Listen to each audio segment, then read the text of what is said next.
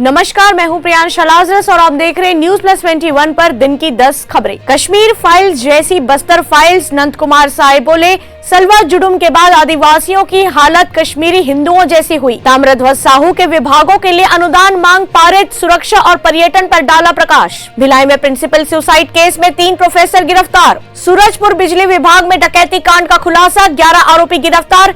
घटना के प्रयुक्त कार, हथियार समेत 23 लाख नकदी बरामद। कल से शुरू होगा 12 से 14 वर्ष के बच्चों का टीकाकरण। सभी राज्यों के साथ बातचीत करेंगे केंद्रीय स्वास्थ्य सचिव। कर्नाटक में कोर्ट के फैसले का विरोध शुरू।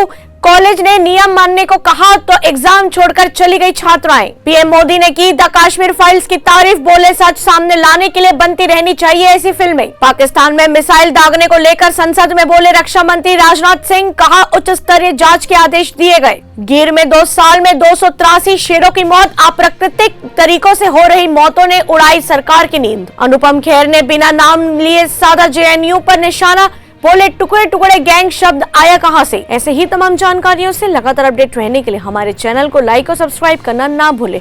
नोटिफिकेशन के लिए बेल आइकन जरूर दबाएं। देखते रहिए न्यूज प्लस 21, आपके हक की बात।